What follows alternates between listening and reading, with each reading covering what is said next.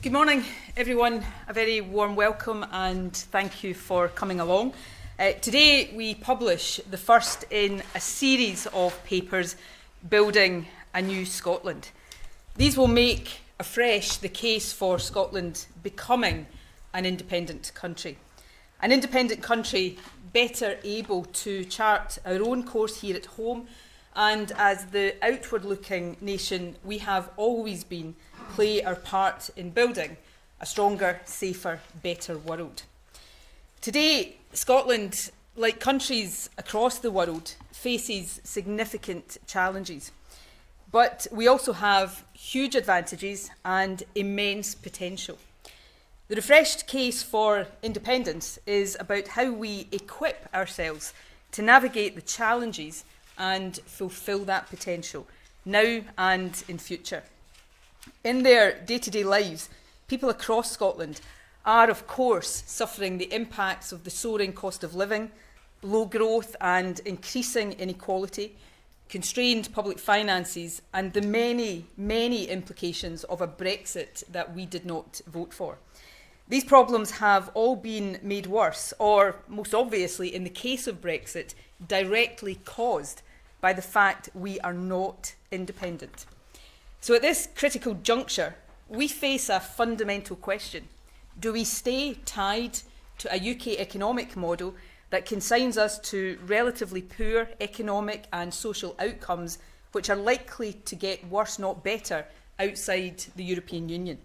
Or do we instead lift our eyes with hope and optimism and take inspiration from comparable countries across Europe? Comparable neighbouring countries with different characteristics, countries that in many cases lack the abundance of resources that Scotland is blessed with, but all of them independent and, as we show today, wealthier and fairer than the UK. Today's paper and those that will follow in the weeks and months to come is about substance. That is what really matters. The strength of the substantive case will determine the decision people reach when the choice is offered, as it will be. And it is time now to set out and debate that case. After everything that has happened, Brexit, COVID, Boris Johnson, it is time to set out a different and better vision. It is time to talk about making Scotland wealthier and fairer. It is time to talk about independence and then to make the choice. Now, how we secure that choice, as we are committed to doing, is of course a highly pertinent question. So while today is very much about substance, let me address briefly the issue of process. I was re-elected as First Minister just over 1 year ago on a clear commitment to give the people of Scotland the choice of becoming an independent country. And the people of Scotland elected a Scottish Parliament with a decisive majority in favour of both independence and the right to choose. The Scottish Parliament, therefore, has an indisputable democratic mandate, and we intend to honour that. A referendum, though, if it is to be deliverable, command confidence and achieve its objective, must be lawful. It is the parties opposed to independence and only them who would benefit from doubt about the process. These parties don't want to engage on the substance of this debate because they know how increasingly threadbare their arguments are. Their only hope is to cast doubt on the process. Those of us who relish the opportunity to make and win the substantive case for independence mustn't allow them to do so.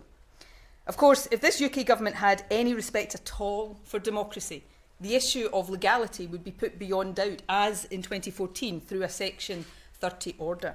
I make clear to the Prime Minister again today that I stand ready to discuss the terms of such an order at any time. But my duty as a democratically elected First Minister is to the people of Scotland. It is not to Boris Johnson or to any Tory Prime Minister. This is a UK government that has no respect for democracy, And as we saw again yesterday, it has no regard for the rule of law either. That means if we are to uphold democracy here in Scotland, we must forge a way forward, if necessary, without a Section 30 order. For the reasons I've set out already, however, we must do so in a lawful manner.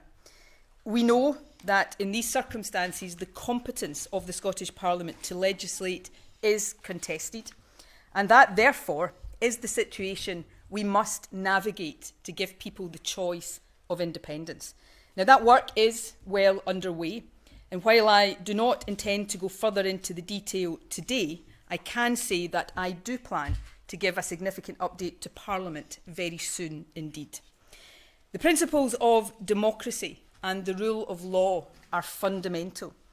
They should unite all of us, regardless of our politics.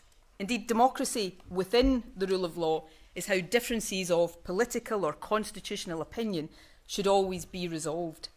The fact that these principles are now so deeply disrespected and disregarded day and daily in the UK is itself an indication of how broken Westminster governance is.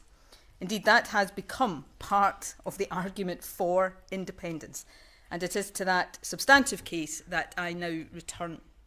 The choice people arrive at on independence must be an informed one. The case we make must speak not just to those who already support independence, but also, indeed even more so, to those not yet persuaded.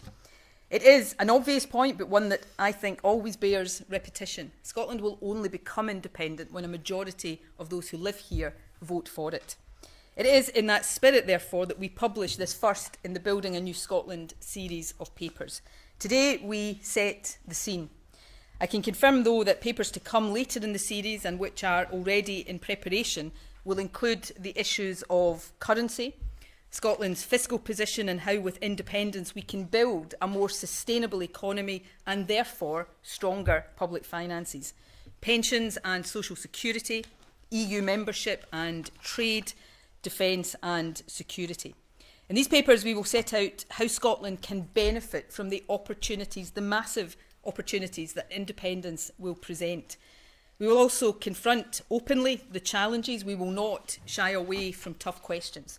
We will address key issues relating to the transition from a yes vote to independence and the infrastructure that will be required for the governance of an independent country.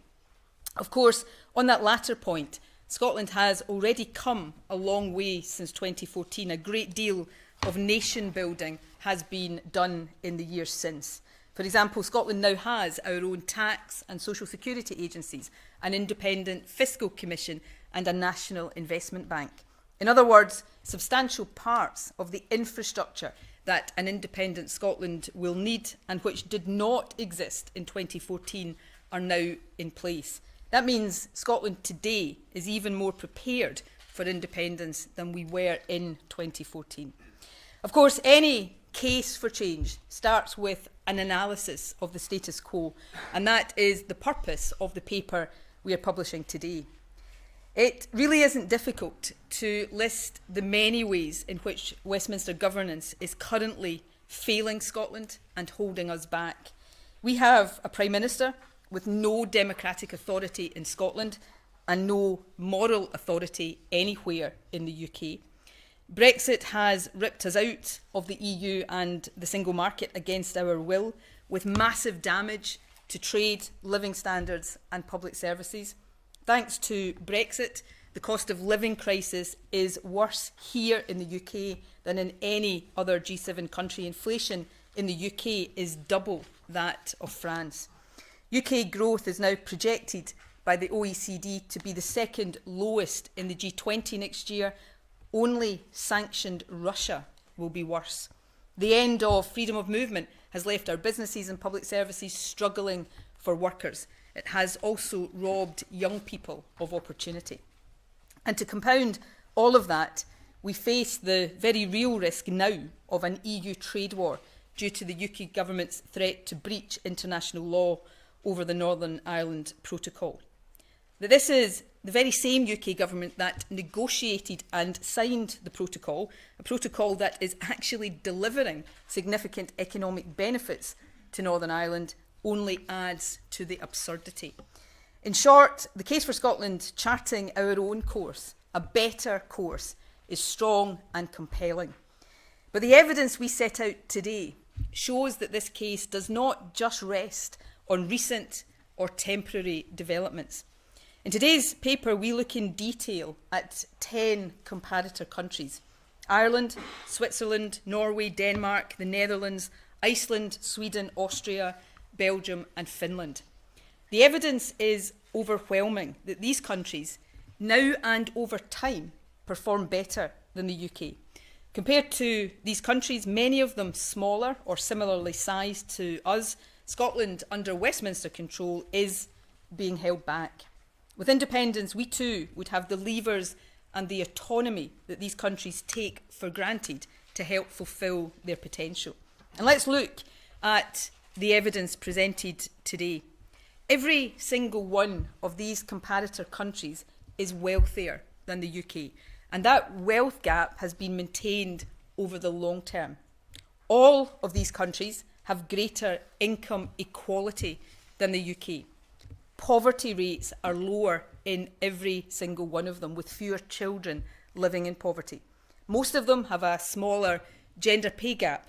All of them have higher social mobility, and they have more productive and innovative economies too. All of them have higher productivity. Most of them spend more on research and development. Business investment is higher too.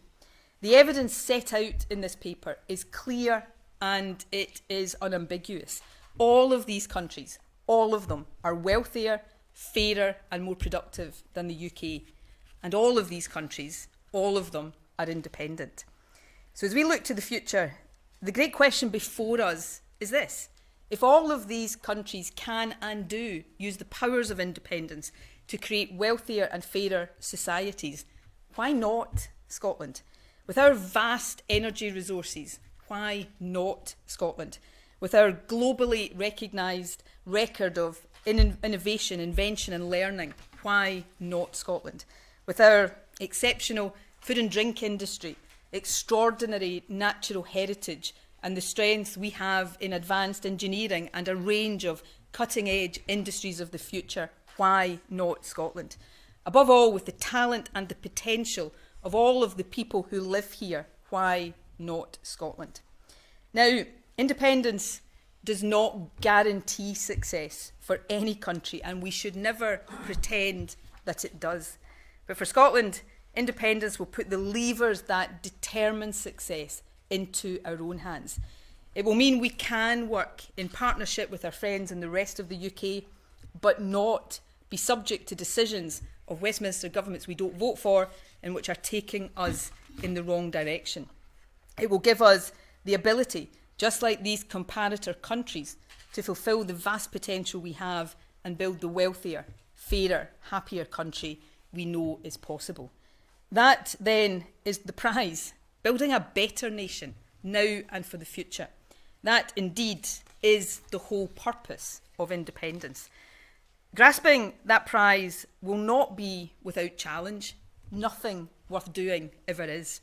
So in the months ahead, we will set out in detail how we can make the transition to independence, how we can navigate and overcome these challenges so that this precious prize, the opportunity of a better country, can be won.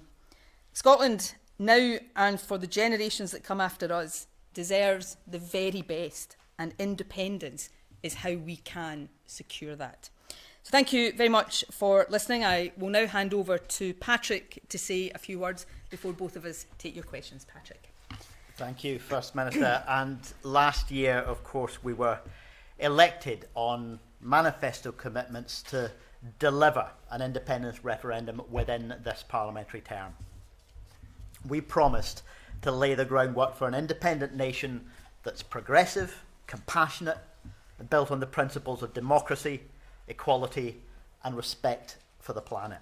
So it's a real privilege to be here with you today alongside the First Minister and as part of the Scottish Government to set out how we intend to deliver on that commitment. Our world is changing. Economic inequalities are widening. People across Scotland are under ever more intense pressure as inflation grows, and we're accelerating toward climate and environmental breakdown. Now, with the limited levers and the finite budget that the Scottish Government currently has available, we're already doing what we can to navigate these stormy waters and deliver our vision of a fairer and greener Scotland. Just to give a few examples, the Scottish Child Payment is putting money into the pockets of those who need it most, with free bus travel for young people and record investment in energy efficiency targeted at lower income households. We're cutting the cost of living and helping to tackle the climate crisis. These actions and much more show our determination to deliver on our promises. But we also have to be honest about the precarious situation that Scotland is in for as long as Westminster is making decisions over us. Countries the world over are facing economic turmoil and the challenges in transitioning to net zero, but we're forced to do so with our hands tied by the limits of the devolution settlement and held back by a hostile UK government. With the powers of a normal, independent European country, we could chart a different future. So the paper that we published today illustrates this basic but powerful point. It shows that we are being held back environmentally, socially and economically by successive Westminster governments that Scotland didn't vote for, and we all suffer the consequences, either directly or indirectly, as the Scottish Government is forced to spend limited devolved resources to tackle the income inequality that's being created by UK policies, while other European countries succeed by building more equal societies in the first place. The simple fact is that hanging on to the Etonian coattails of the UK government in the hope that one day they might start making the right decisions for the people of Scotland has not worked, nor will it ever work. Just look at their response to the cost of living crisis, a crisis that is global in reach, but has been turbocharged by a hard Brexit. The inflation that we're struggling with, driven up by the damage wrought by Brexit. And the Westminster response, compared to other European countries, has been inadequate and extracted only after months of pressure, and largely because of the Prime Minister's desperation to distract attention from the pile of fixed penalty notices in the Downing Street inbox.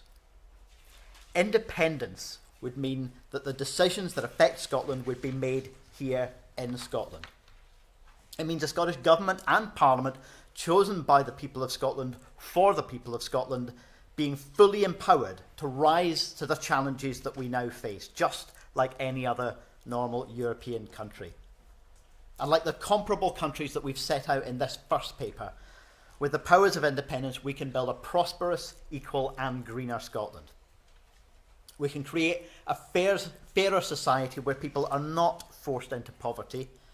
And by working with our European neighbours, we can play a powerful part in tackling the climate emergency, creating a net zero economy based on clean industries, both restoring nature and creating high quality, lasting green jobs. So these Building a New Scotland papers will set out what we could do with independence. They'll establish a blueprint for those early years for our new nation, a fairer nation and a greener nation that can rise to the challenges that we face. They won't be the only vision for the future.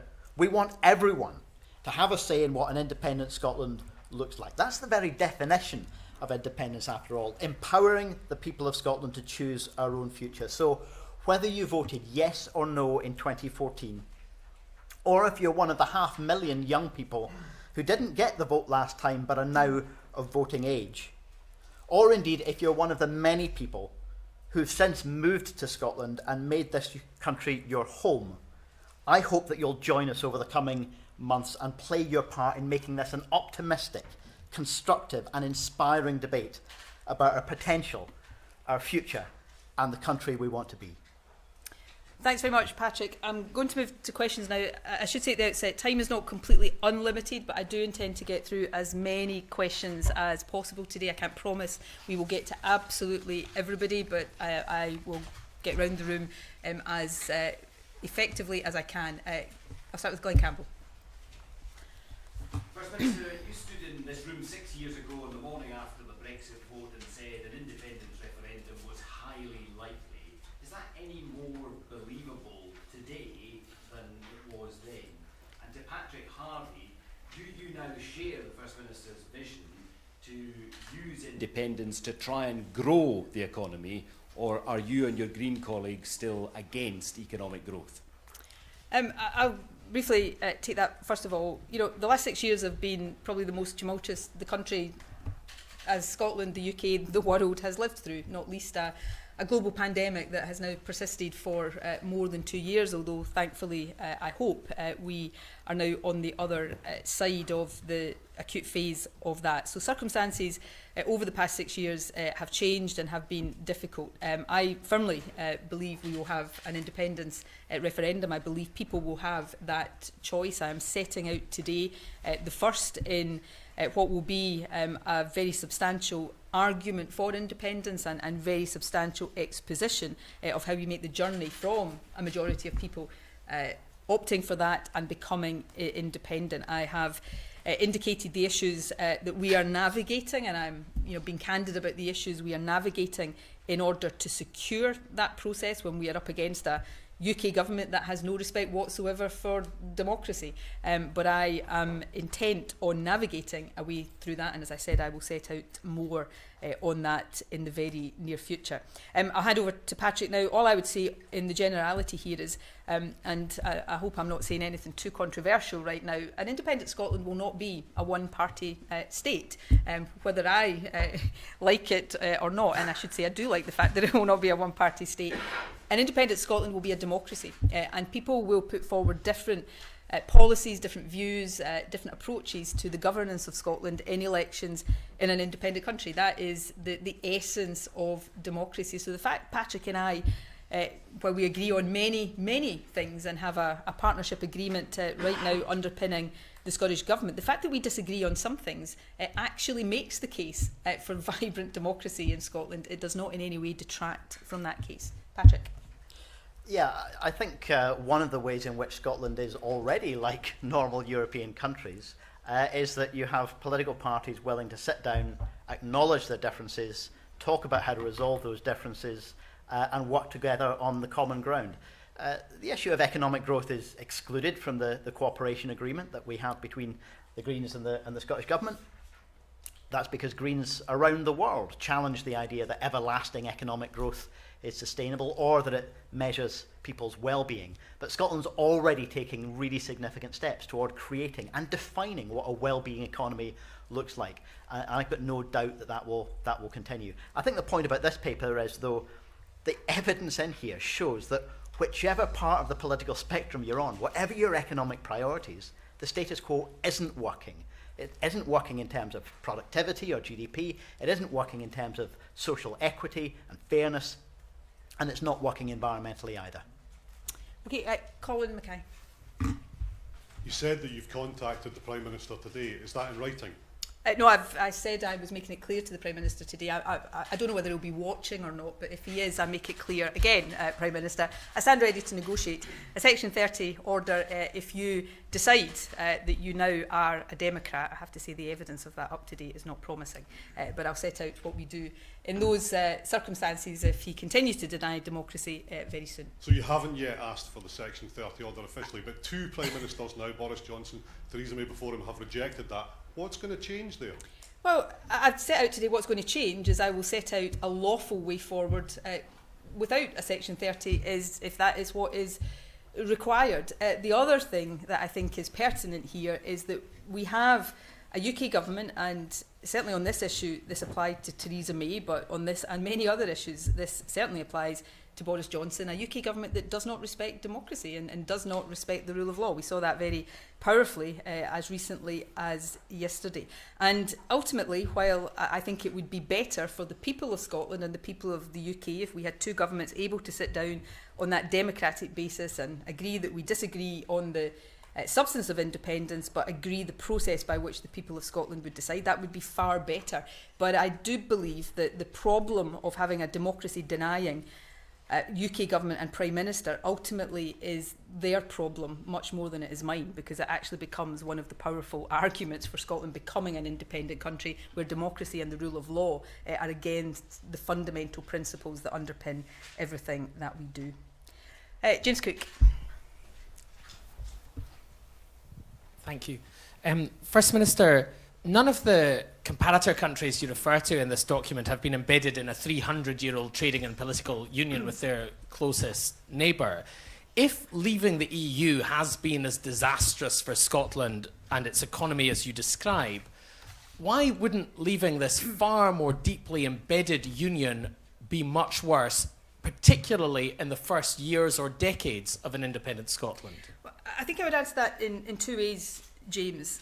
Firstly, it wasn't inherent in the Brexit process that it ended up the deep mess that it has become. There was no planning, there was no prospectus, there was no basic honesty in the platform that was put forward for the Brexit referendum. We had the slogan, the lie, I think, as most people now recognise it to be, on the side of the bus. I mean, I'm publishing today the first in what will be a series of documents. Already in just one scene-setting document today, making the case for independence, there is more thought, there is more evidence, there is more clear planning for the way ahead than there was in the entirety of the Brexit campaign. So constitutional change, the world has many examples of constitutional change. I mean, it's often said, you know, in I think the years around the Second World War, there were 50 independent countries in the world. It's 200 or thereabouts today. Constitutional change is not something that is unknown in the world. What matters is the way in which that is planned and the integrity and the honesty of the platform on which it is built. And in that sense, there could not be more difference between the case for independence and the case for Brexit. The second point I would make, though, is I don't accept, and I know you're putting a journalistic question to me, so this is not having in any way a go at the question, but you know, my opponents will put very pejoratively at that point in the way that you have put it. I don't believe that that will be the experience of a planned and properly executed road to independence. But you know, for any country, and this is really the choice that I think crystallises for Scotland right now, if we conclude, and I think it's hard to conclude otherwise right now, that being part of the Westminster system is not serving Scotland's interests, either in terms of economic growth and productivity or in terms of social equity, fairness, tackling poverty, if we conclude that it's not serving our purposes and it's not serving our interests now, and if we look ahead to the UK outside of the European Union and conclude that it is unlikely to start to do so in these circumstances, then the choice is, do we just accept that? Do we just accept that we're going to be consigned to a future of, compared to all of our neighbours, poor economic and social outcomes, not fulfilling our potential, being in a second best, to put it politely, situation? Or do we say change is never easy, change is never without challenge, but actually, if all of these countries can be as successful relative to the UK as they are, then with hard work, with commitment, with good planning, why not Scotland? And that's the choice that people in Scotland have to make. It will be the people of Scotland who make that choice. But just as I will have an obligation to put the case for independence with my colleagues and with the wider independence movement, there's a real responsibility on the part of those who argue for the status quo to set out why they think that that any longer serves the interests of Scotland. I'm going to go to Alan Smith from Bauer. Thank you, First Minister. You spoke about forging a way ahead without a Section 30 order if necessary, and that a referendum would be lawful. On what basis can you say that? I mean, what advice have you received to say about moving ahead without a Section 30 order, and can you detail perhaps what some of those options and ways forward would be?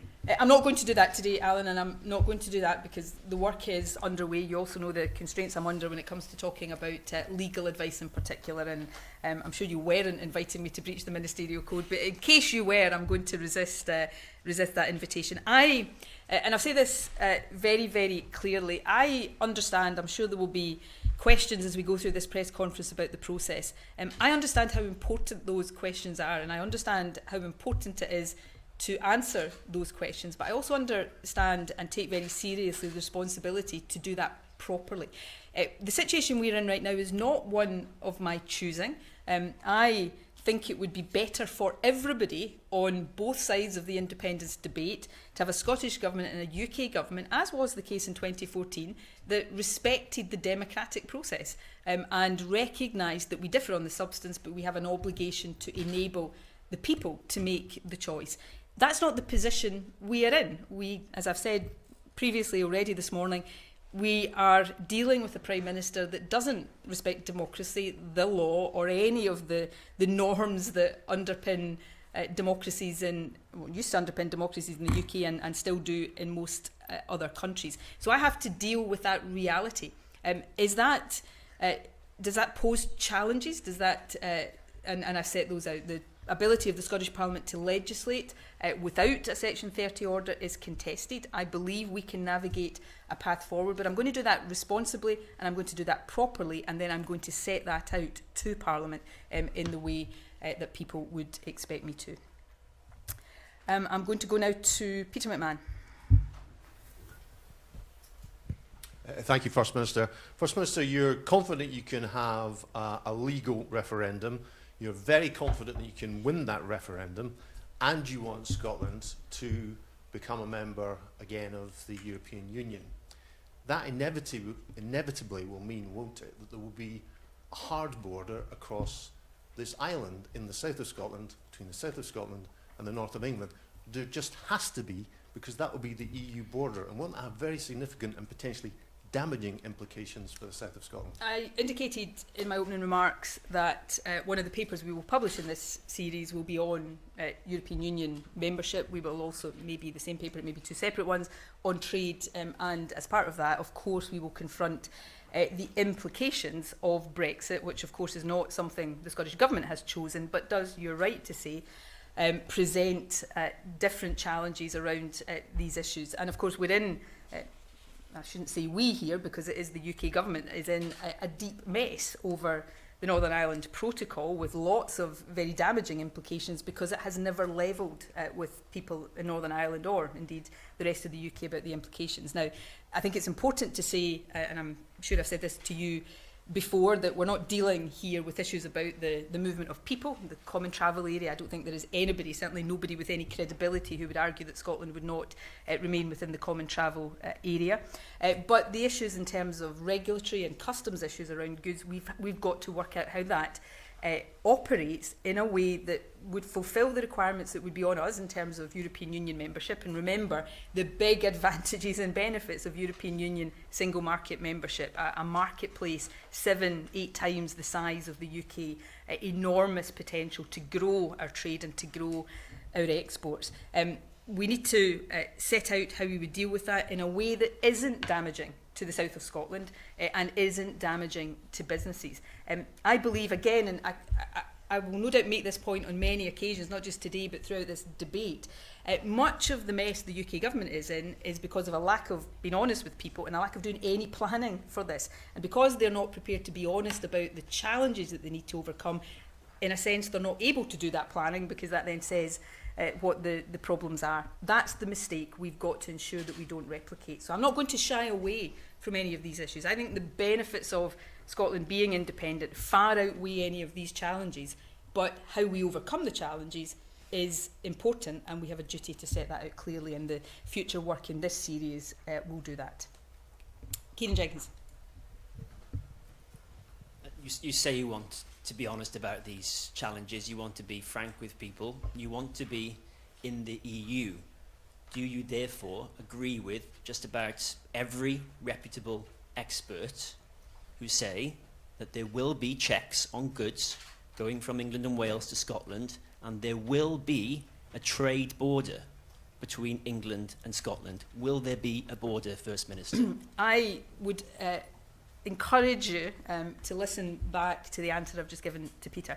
I am not going to repeat the mistakes of Boris Johnson and pretend that implications of the decisions we take don't exist. If we are in the single market and the rest of the UK is outside the single market, then yes, there are issues in terms of regulatory and customs requirements that need to be met.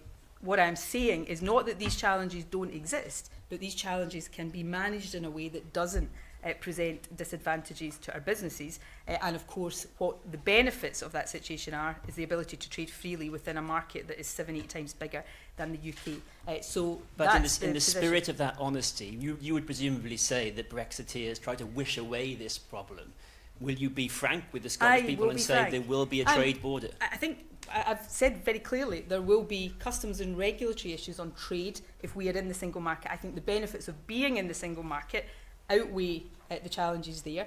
But what I'm saying to you very frankly is we need to set out how those challenges will be met. Now, you know, in a sense, and this is, as I said earlier on, this is the absurdity, or one of the many absurdities of the UK government position in the Northern Ireland Protocol. Right now, the Northern Ireland Protocol, which is allowing Northern Ireland effectively to trade within the single market while continuing to trade across the rest of the UK, has enormous benefits because it has, and we can see that, the Northern Irish economy is doing better than any other part of the UK. So there are, and actually some of the suggested revisions and amendments put forward by the EU to the protocol actually make sense in terms of easing that. So this is not about shying away from these issues. It's about saying these issues are not insurmountable if you come about them in the right way. You have shied away from the word border and the word checks. I've perhaps shied away of giving you an easy headline, but people who are listening, people who are... the reality of the situation, they couldn't just about every election. I think everybody listening will hear what I'm saying. And what I think is important is that people do, and actually this is what happened in 2014, which maybe not everybody, but most people in here who covered the referendum will recall. People were able to understand the complexities, the nuances, to get beyond the headlines and to understand the real implications of what we're doing. And that is the spirit in which we will continue to take forward this debate. Patrick, do you want to add? I do think we also need to recognise the democratic imperative in this debate. Let's remember that Scotland was told in the run-up to the 2014 referendum that the way to protect our place in the European Union was to vote no. Now that hasn't happened. That promise has been broken, and it would be unreasonable, wildly unreasonable, I think, but that situation itself to be used as the argument for saying that Scotland and the people of Scotland are no longer able to make this choice, and that the government of Scotland is no longer able to put that choice to them. Do we have Sky? Yeah, Sky, sorry, thanks. Yes, I'm Catherine Ivotozzi, standing in for James Matthews. You've spoken a great deal about the future today, but currently domestic issues over which the Scottish Government does have a great deal of autonomy, healthcare, education, transport, are in crisis and have declined. We've seen a decline in the outcomes of those since you have been in power. Is there any way you can give confidence to voters, and why should voters believe that there would be any better outcomes over the additional responsibilities afforded by a successful independence vote? I don't accept some of the premise and the characterisation of that question, but I will sort of deal with the substance of it. So it is not the case. I mean, you take the health service, for example, right now, as with the situation in most countries, the impact of a 2-year global pandemic has had an adverse effect on waiting times in the National Health Service. That is not something that is in any way unique to Scotland. On education, there has been a COVID impact, but we are seeing improvements in attainment in education. Just a couple of weeks ago, we saw the Scottish Government, in the opinion of our independent Fair Access Commissioner, meet its targets on the access to university of young people from our more deprived communities. The Commissioner described that as an unambiguous success. So we are seeing real progress coupled with real challenge across a range of the responsibilities we have under our control right now. It is absolutely legitimate for people to look at that and decide, do they trust overall the Scottish Government and democratically elected Scottish governments of whatever party to make decisions for Scotland more than they do UK governments, and that is part of the decision people in Scotland will arrive at. And you know, the last thing I would say, and I appreciate I'm standing with the co-leader of another political party right now, but you know, scrutiny is not something that has been in short supply in Scotland. I've been First Minister here for less than 8 years. I've fought 8 elections in that time, and my party has won all of them. So you know, people understand the challenges we deal with, but the trust in the party that leads the Scottish Government, I think, has been demonstrated. Patrick, I should probably give you the opportunity on that note to say something. I think obviously there are people out there who maybe in 2014 saw the case for independence but weren't convinced yet. There are people in the middle ground who can, might not have decided yet how they'll vote in the next referendum. So we do want to make the case to them. And I think people in that situation should look in particular at some of the policy areas that sit partly between devolved powers and reserve powers, partly between the Scottish Government and the UK, on material equality within our society, the drive against child poverty. Just contrast the actions that are being taken by a Scottish Government that's created the Scottish Child Payment in the first place, then doubled it and committed to continuing to increase it, against a UK Government that's taken £20 out of universal credit. Contrast some of the energy issues. I think more people than ever before are clear that the responses we need on the climate emergency, on the cost of living crisis, and on energy security are the same agenda. They're the same actions. But this government in Scotland is putting record investment into energy efficiency to cut people's fuel bills. The UK government's alleged energy security strategy had nothing at all to say on that, and it's still not taking the regulatory decisions on energy that it needs to save people money, powers that we wish we had the ability to exercise here. So compare and contrast, look at the status quo, and I think if you do that with a fair and impartial mind, you'll see that on so many of these issues, the status quo isn't working. Pierre, do you want to ask a question? Oh, sorry. Yeah. Thank you very much. During your speech, you said that improvements after independence weren't guaranteed. How do you plan on persuading people that, despite that fact, they should still vote yes? And do you think that Scots should accept an element of risk if they vote yes in another referendum? I think the risk of not being independent, as we have seen to our great cost over the last few years, is much, much greater than any risk that comes from being independent. I mean, that statement should not be controversial.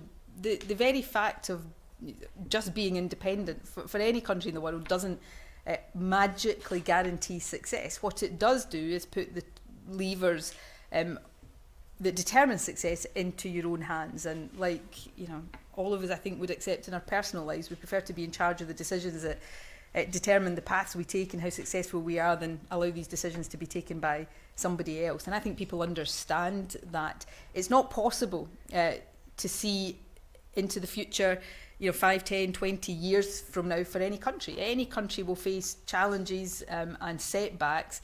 The question is, what is the best system of governance to equip you to deal with those? And I think if you went to any other country across the world right now that's already independent and suggested to them that somehow they'd be better not being independent when it comes to dealing with these challenges, they'd look at you a bit askance. So I think people understand that point. I think they understood that in 2014, and I think with all of the experience since 2014, they'll understand it even more now. I mean, if you were to go back to 2014, if we were able to turn the clock back and tell people the things that would have happened because we voted no then would be taken out of the EU. We'd have Boris Johnson as Prime Minister with everything that's come from that. We'd have the economic situation we've got right now exacerbated by Brexit. Does anybody really believe that that result wouldn't have flipped the other way in 2014? I think it is almost inarguable that people, if they had known what they know now, would have voted for independence then, because we understand that it is much better to chart your own destiny than have somebody else do it for you. And we've learned that pretty brutally in some respects in the years since 2014. Gina, do you want to ask a question? Yes, thanks. Can I just ask who you're pitching this at today? Because a lot of the arguments we're hearing are the ones that we've heard before from pro-independence campaigners, particularly comparators with other small countries. Is it just those new voters, those younger people who are now in the voters' roll? Is it those new Scots who've arrived here? Is that who you're pitching this at? Because there doesn't seem to be anything different that I've heard today. I'm sure you correct me if I'm wrong on that. And also, can I ask, you mentioned that you're going to make a statement to Parliament. Will that be before recess? And is it fair on independent supporters that you're coming here today and announcing all of this without telling them how you're going to navigate your way through that iceberg dead ahead, which is Boris Johnson? I would call Boris Johnson many things, none of them as polite as iceberg, I should say, but I'll leave that to one side. Icebergs melt, so anyway, I'm they probably... have hidden depths as well. Which Boris Johnson certainly doesn't, so I should probably stop this train of thought before it gets me into trouble. Who am I pitching this at? Everybody out there.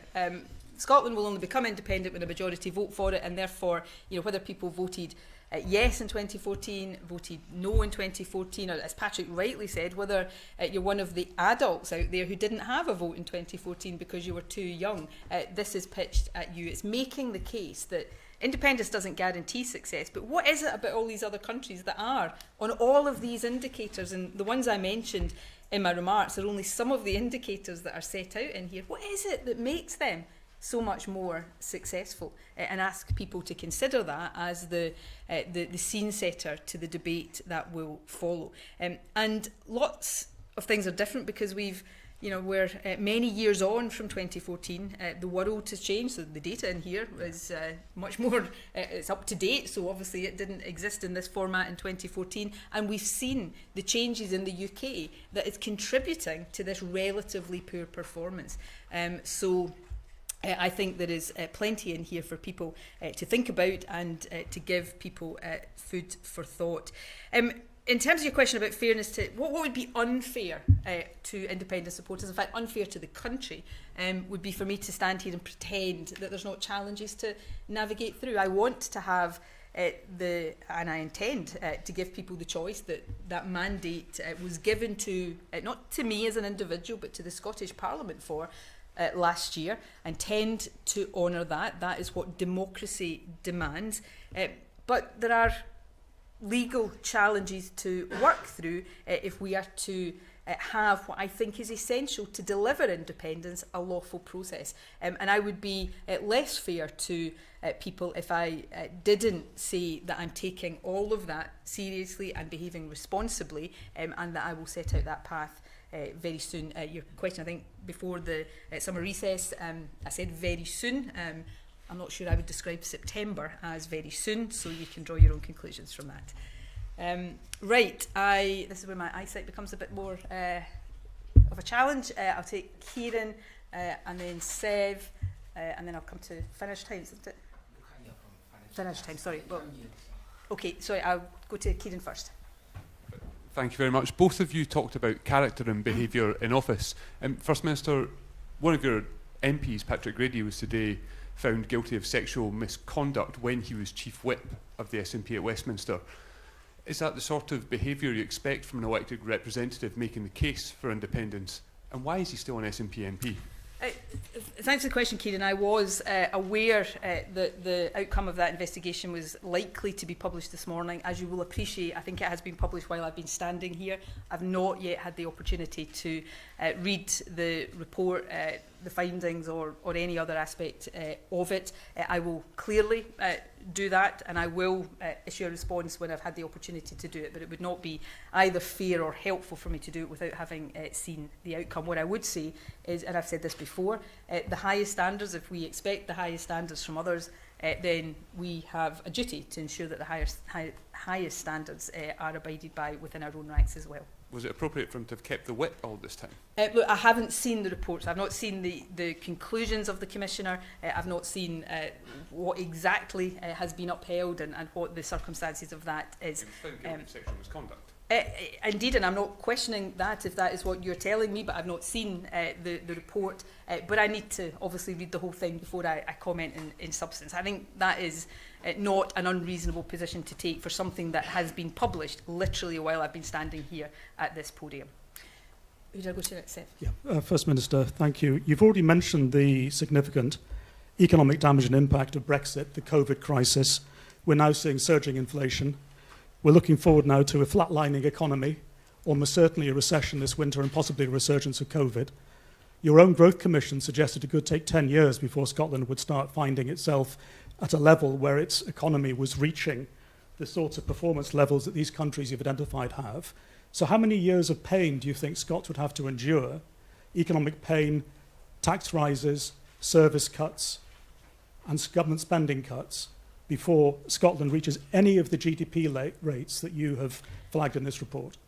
Well, firstly, we are facing years of pain with low growth, high inflation, with the misery that is heaping on individuals right now if we don't become independent. That is guaranteed, and I don't think that is too strong a word to use. The question then is, do we just accept that, or do we look at comparator countries that have all been dealing with the same challenges in terms of COVID and the wider issues around cost of living that the UK is, but are performing much better? And do we decide that the sooner we get onto that path, then the earlier we will work our way towards the kind of success that they enjoy?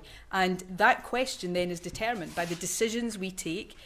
The starting point of independence, of course, will be subject to negotiations, and then the decisions we take to ensure that we start to emulate comparable countries rather than continue to be consigned to low growth and higher cost of living and lower living standards as a result of remaining within the Westminster system. Well, the timeframe the starting point is when Scotland votes independence, and then we will have a process of negotiation. But this question to me is just as legitimately turned on its head. We know right now that if we don't become independent, all of the things that you have set out are guaranteed. We are seeing a UK that will next year have the lowest growth of the G20 with the exception of Russia. We see higher costs of living than almost any other developed economy. We are seeing Brexit deliver significant damage to our trading opportunities. That is baked in if we stay as we are. Now, does deciding to change in any walk of life and in any circumstance present challenges? Yes, but it is better to get yourself onto a path that you can ensure through the decisions you take, as opposed to the decisions that are imposed on you, leads to a better outcome than simply accepting what we know will be the case if we don't change. I think both of our opening remarks acknowledged and gave some real indication of the challenges the whole world is facing right now, in the here and now and in the longer term. But for me, acknowledging the challenges that the world is facing is not a reason to keep our hands tied. Quite the reverse. It's a reason to untie our hands and take the responsibility as well as the opportunity to face those challenges head on. I'll go to the FT next, and then if I can see some hands up, I've got lots. Okay. Good afternoon, First Minister. Lukanya Mnyanda from the Financial Times. I was just looking at the polls, but despite everything we know since 2014 and everything you've outlined, people's unhappiness about Brexit and Tory governments, but support for independence is not much any higher than it was in 2014. Why do you think that is the case? Like, what is not, why isn't it resonating with people? And secondly, how worried are you if you were, say, you got a compromise with Boris Johnson and you did get the vote in 2023? How worried would you would the long-term impact be if you lost it in terms of, would it write it off forever, possibly? We probably shouldn't lose it then. I think that is basically the moral of that question. We don't lose it and don't intend to. I go back to what I said earlier. Look, when you put a choice before people, then it is a choice for people.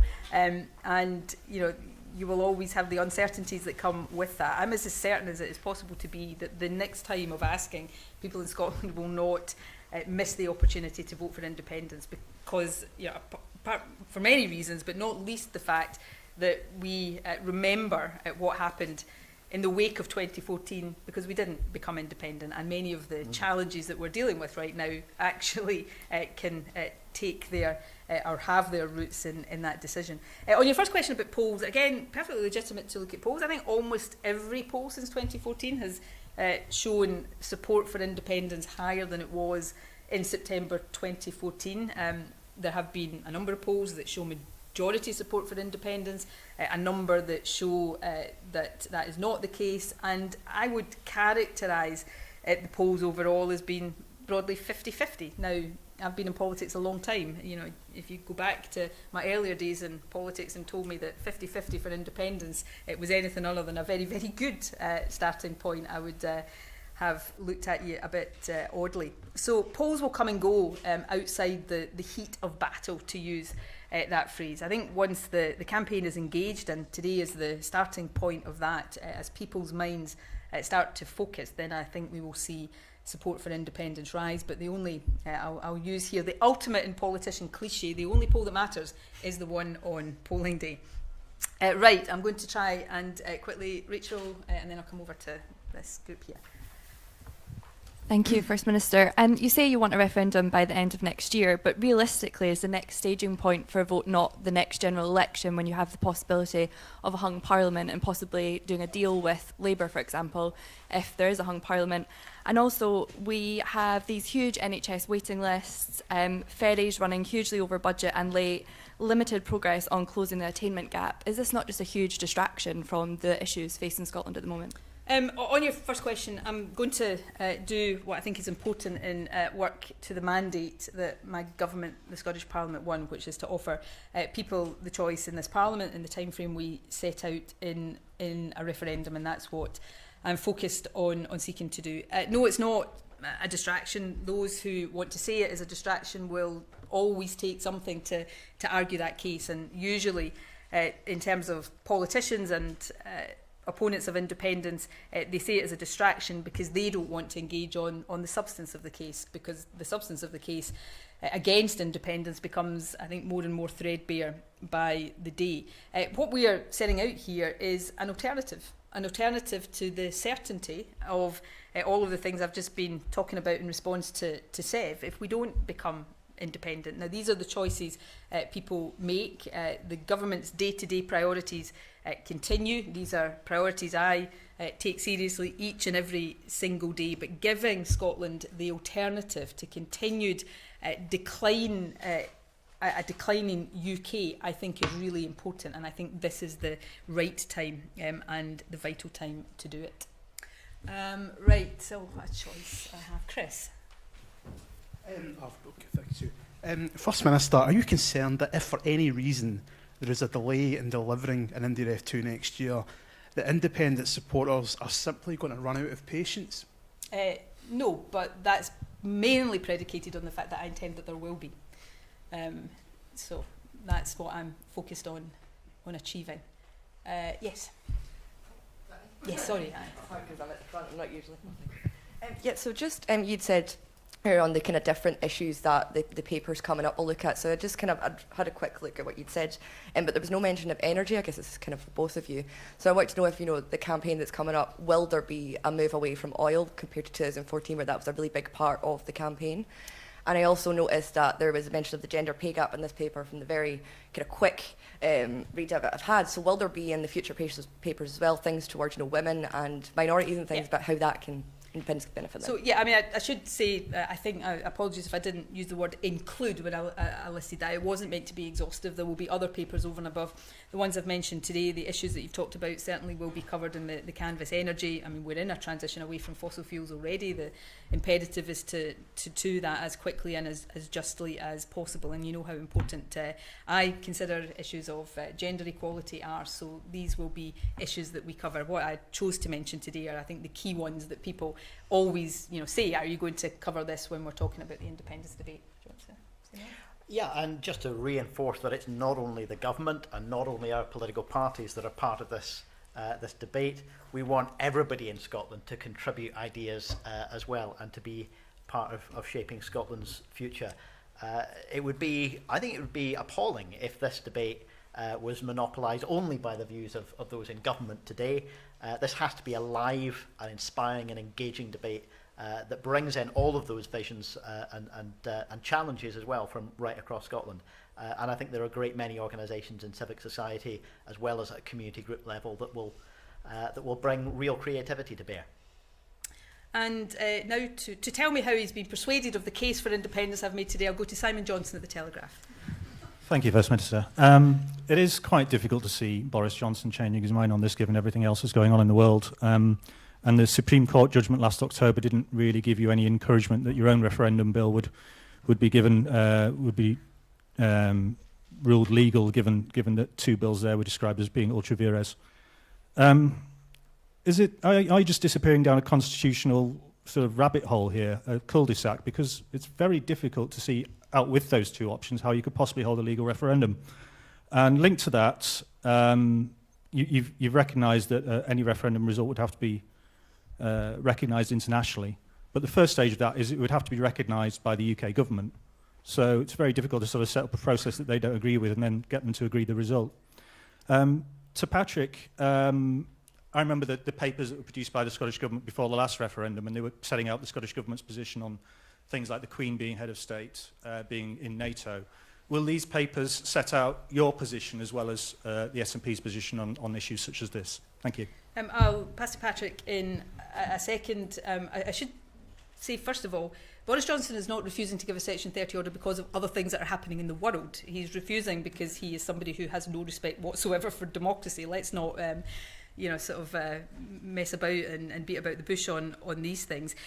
Simon, part of the job of being First Minister is to navigate your way through the difficult things, not just the easy things. So yes, we have the challenges that I have set out today that you have rather more sort of bluntly set out here today. That's my job. It's to find a path through to deliver the mandate I have, and that's what I am doing just now and what I will set out to Parliament soon. Tom.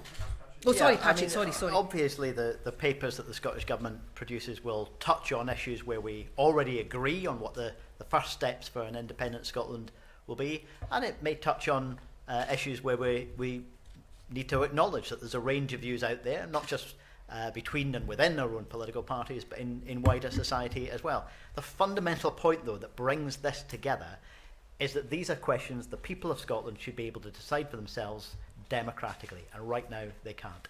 Can I just check, you need the UK to accept the result, though, don't you? Well, Simon, I will leave it to you if you want to go even further than I have in demonstrating that the UK government is not in any way respectful of democracy.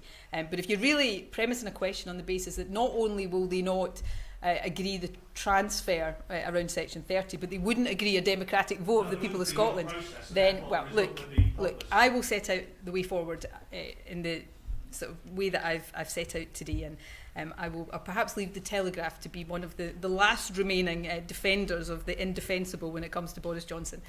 Tom. Thank you, First Minister. Yesterday, Glenn Campbell asked you if the referendum would take place next year, and you said yes. But you said several times today that the law on the issue is uncertain in the absence of a Section 30 order. How can you be categorical about the timing when you cannot be categorical about the law? Look, my intention is that it will be before the end of next year. I think there is the ability to do that, and I will set out the path that I think achieves that very soon. Just find a quick follow-up on that. Are you therefore saying that a referendum next year is contingent on a positive decision from the United Kingdom Supreme Court? I'm not saying anything other than I have already said, and I'll say more. But it's your intention rather than a guarantee. I have said what I've said. You can look what I said to Glenn, you can see what I've said today, you can see what I've said in my remarks, and I will say more shortly. Alistair. Hi there, thanks very much. Would you like to see a kind of formal broad church yes campaign as in 2014? And I think you were asked this yesterday, but I wasn't sure if there was a clear answer on it. Would you share a platform with Alex Salmond? That latter one probably qualifies as one of the least important questions of the entire independence debate. It's not about me, it's not about Alex Salmond, with the greatest respect, it's not even about Patrick Harvey, it's about the future of Scotland, and I'm going to continue to focus on the issues that matter to people across Scotland, and to, as First Minister, as leader of the SNP, to lead that debate. And in terms of a broad church, the campaign for independence is broad church and will be broad church, and actually that is one of its great strengths, because independence fundamentally is about democracy, and in any democracy you have a difference of opinion and people decide in elections which path they want the country to take. So that's a strength, not in any way a weakness. Andy.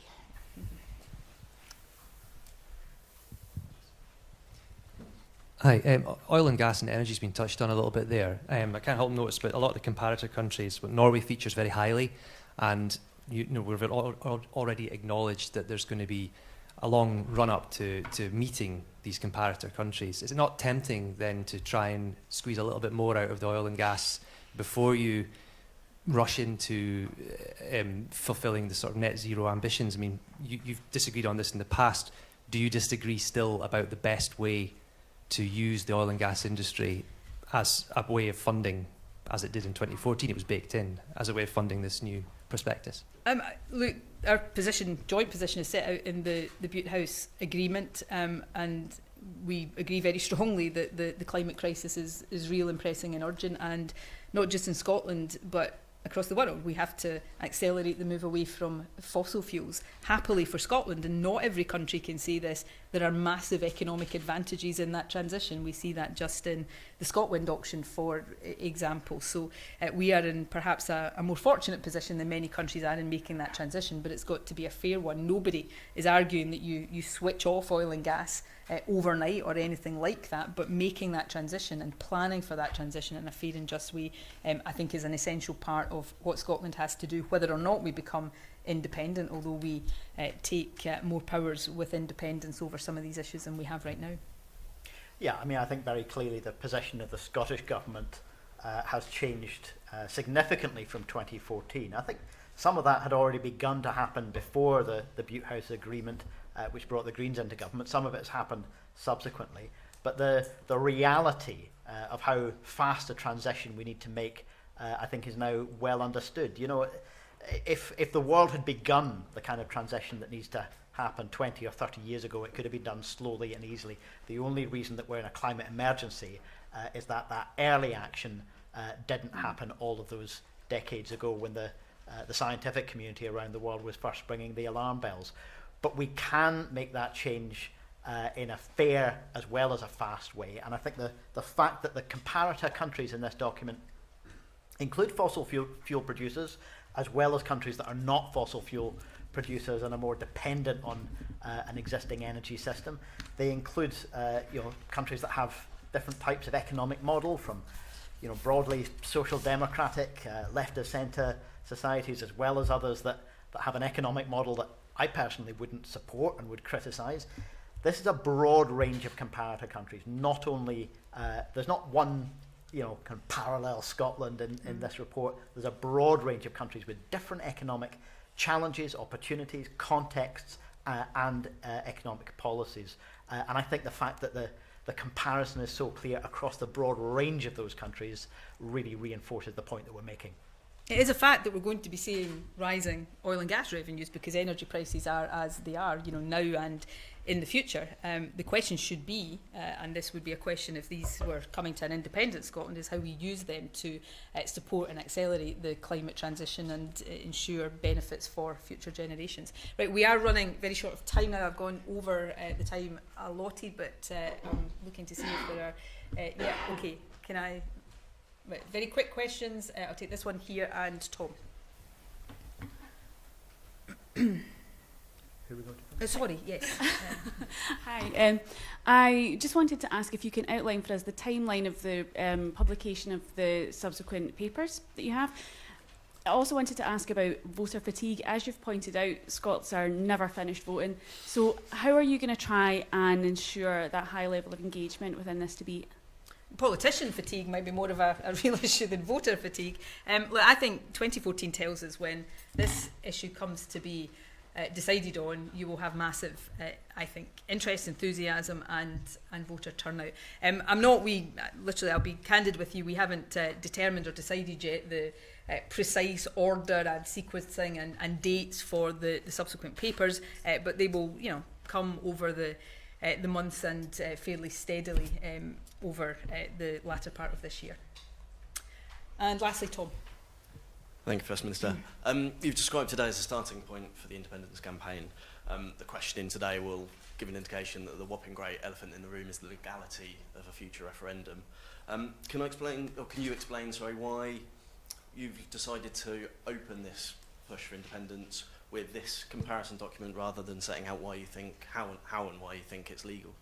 Look, I think I've said today in my opening remarks and in response to several questions what I intend to do there, and I've been very clear about the way in which I intend to set these things out. But Scotland's going to have its choice on independence. Not even Boris Johnson, probably especially not Boris Johnson actually, can stand ultimately in the way of democracy. So Scotland is going to get its opportunity to cast its verdict on independence. So I think it is the right time and important to ensure that when that choice comes, it is an informed choice that we start to lay out, as we're doing today, the substantive case. Thank you all very much indeed. Will there be a bill, a referendum bill I think I've addressed that issue on many. I think I've addressed the issue of what I'm going to do before recess many times. Well, I can assure you I have. Thank you very much indeed. Thanks, everyone.